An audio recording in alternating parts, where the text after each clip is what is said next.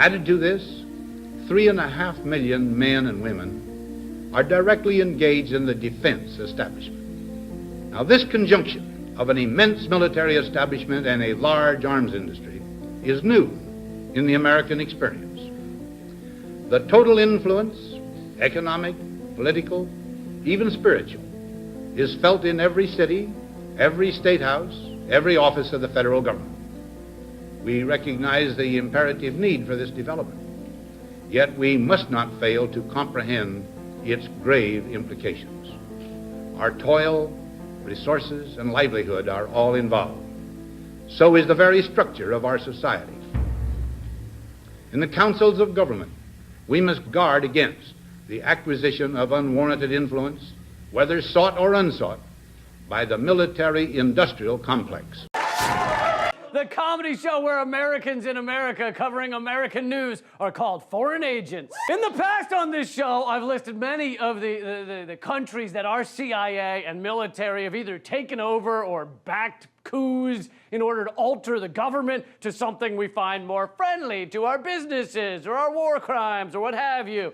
Everywhere from Iran to Haiti to Cuba to Nicaragua to Chile to Vietnam to Syria. Point is, you name it, we've toppled it. And often it was right after a movement towards socialism in that country, or even just an anti-business move by one of their leaders. Well, now our CIA and military have their eye on another country, a country that recently saw a massive movement towards democratic socialism, with a Harvard survey finding that over half of the millennials in that country do not support capitalism. And big surprise, your corporate media is completely silent on this new military project, and if a guest brings it up, they cut them off mid-sentence. Oh, sorry, gotta go to a break, right? The country, our military intelligence community has begun infiltrating is a small nation south of Canada and north of Mexico. It goes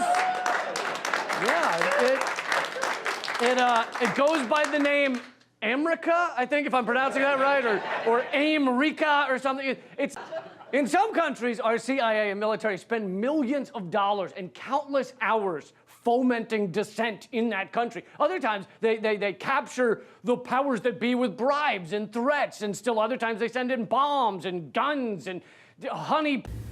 In the councils of government, we must guard against the acquisition of unwarranted influence, whether sought or unsought, by the military-industrial complex. All kinds of stuff.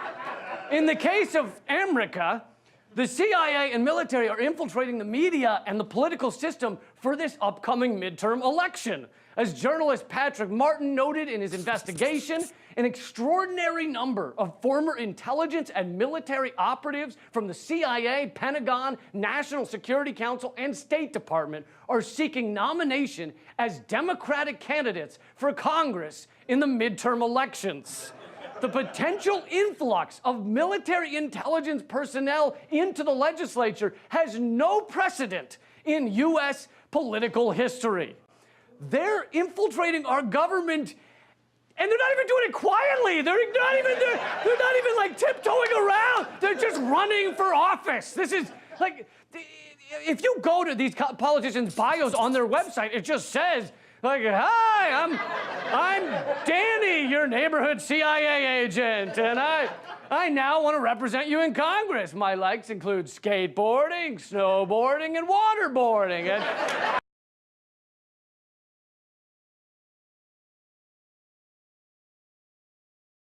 DNC supports giving up to $150 billion to Iran, a regime that funds terrorism. This ad from the Republican National Congressional Committee attacks Democrat Dan Feehan, who's running in Minnesota's 1st District. Feehan served 2 combat tours in Iraq, part of that time hunting for roadside bombs. It's nothing short of swift boating, in my view, because I wear a bracelet on my wrist of a friend that died in Iraq. He died at the hand of an Iranian-provided weapon. Feehan was acting Assistant Secretary of Defense when the Obama administration negotiated a nuclear arms treaty with Iran. From a February 2nd article that appeared in the Mankato Free Press, Feehan is a carpetbagger. I went to the first Congressional District Candidate Forum on January 24th in Rochester. I'm interested in finding out that Dan Feehan represents himself as a local who was a teacher. Feehan has not lived in Minnesota for a very long time. He moved to the district less than a year ago. Feehan says he was a teacher when in reality he worked for Teach America. Teach America employees do not have teaching degrees and are not licensed to teach and are not qualified to teach. It is an organization designed to bust the teachers' unions. A funny place for a Democratic congressional candidate to work. Feehan is mainly supported by money outside Minnesota. He is working for outside interests and not local interests. CIA black sites in Thailand. You can't trust me around your kids, but vote for me. There used to be a time when these mothers were like sneaky. They used to be sneaky with it. They would pretend to be like a volunteer at the polling place or something, and they're slowly shredding ballots behind their desk, just trying to play off the noise like it's an electric razor. I'm just saying, manipulating our government used to be clandestine. But hold on. The investigation that I was just reading from there said an extraordinary number are running. What does that really mean? 10 jarheads are running for office? What a big deal. Actually, there are 57 candidates for the Democratic nomination in 44 congressional districts who boast as their major credential their years of service in intelligence in the wars in Iraq and Afghanistan, at the State Department, or some combination of all three. That's right, 57 candidates, which is far more than the Republican side, because as we all know, Democrats are not anti-war anymore. That ship has sailed. And so I'd like to ask you, would you be willing to stand with my generation and end the student debt crisis by supporting free college for all? He did ask you yes or no. Would you support free college for all? I am not for free four-year college for all, no. And I wish if I was a magic genie and could give that to everyone and we could afford it, I would. Bernie Sanders was, when he wanted to have Medicare for all and free college, and Hillary Clinton referred to those things as ponies. It's for the whole country. We can't afford that. Why are you going to pay for that? So they can't afford free college, but guess what they just did? The Senate's military spending increase alone is enough to make up public college free. Trump wanted to spend an extra $55 billion. A $54 billion boost to the Department of Defense. Guess what? Congress went ahead and they said, that's not enough, Trumpy. So they decided to spend $700 billion more dollars like that. $700 billion more dollars. Now, how much would it cost for free college? It would cost roughly, some people say $45 billion, some people say $65 billion. So let's say 65, take the high number. $65 billion. They could have had that like that. We could all have free college right now because, so those concerns about paying for all that stuff, those concerns were brushed aside Monday night as the Senate overwhelmingly approved an $80 billion annual increase, which turns out to be a $700 billion increase. This defense bill went through the Senate several times starting in September of 2017. Every time Senator Amy Klobuchar voted to increase defense spending. President Donald Trump asked for a $55 billion increase, but Democrats and Republicans agreed that we should spend $70 to $80 billion more on defense. The vote in the Senate was 85-10. Only 6 Democrats voted against the bill. This situation is so bad that in some cases a CIA agent is running against like a former Marine in the Democratic primary. Do you want to vote for flesh-eating bacteria or a flesh-eating piranha? Tough call. I don't know.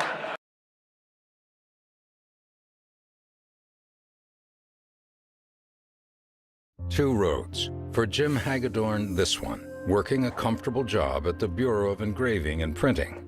The privileged son of a powerful congressman, he spent decades behind a desk in Washington.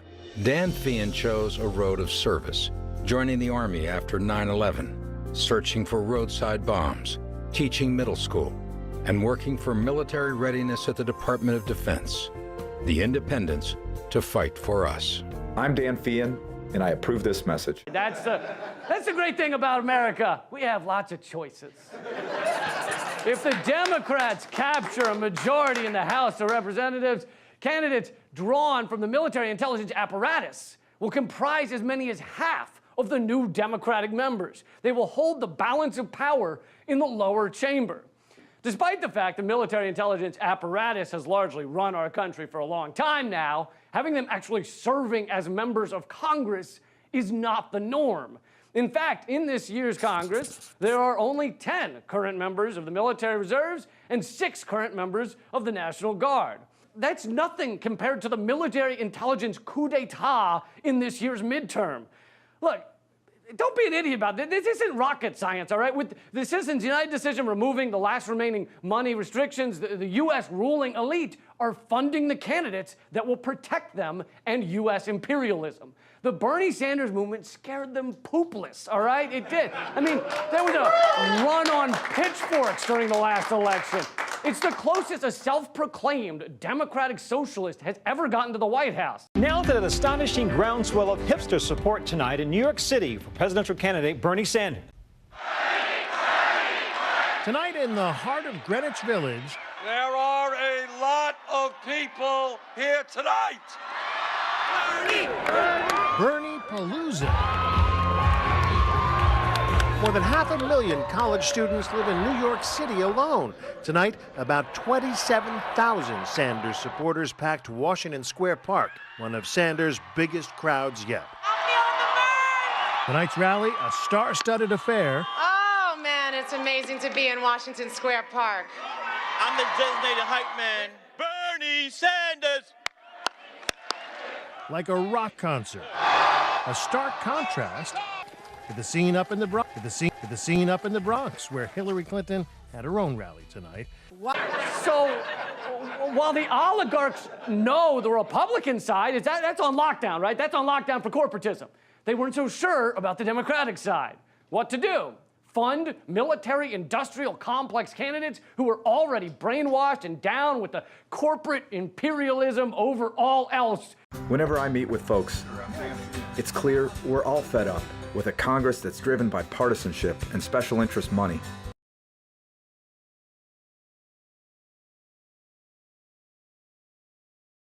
I started a business with my mom during a time in my life when I was going through a divorce. And it was a risky proposition to do. And to make that decision to do that was difficult, but it was also very rewarding. And I learned a lot about myself and what I was trying to do and to move forward with my life. But what we need is to make sure that all women understand that you have to be able to take that risk. Hi, I'm State Senator Scott Dibble. Over the course of my life, I've been an activist, an organizer, and an advocate for Minnesotans who struggle every day against many types of adversity. I learned a long time ago that while it's easy to say the right thing, it's much harder to do the right thing. That's why I was so proud to serve in the Senate with Vicki Jensen. In 2013, I watched as Vicki displayed extraordinary courage and humanity when she cast her vote on the Senate floor for marriage equality. It was a risky vote. Many in her district disagreed. But she did it not because it was good politics, but because it was the right thing to do.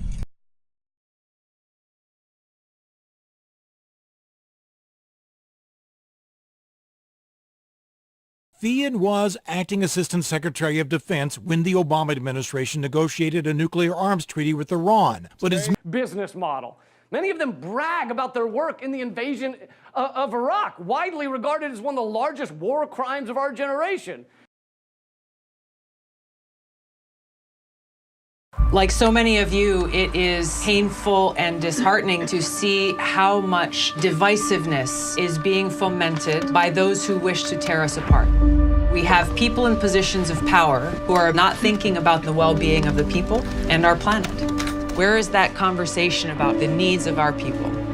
Where is the conversation about peace? Every time we launch these interventionist regime change wars, it is not only our veterans who pay the price for that. Every single one of us pays the price.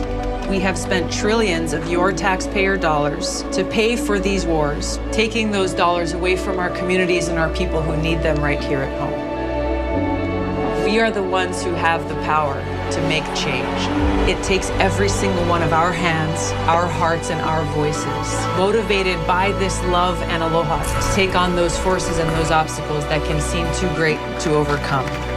There is no force more powerful than love. This is how we come together as Americans. This is why we fight for the future that we hope will be so much brighter for those that we care about, for the country that we love.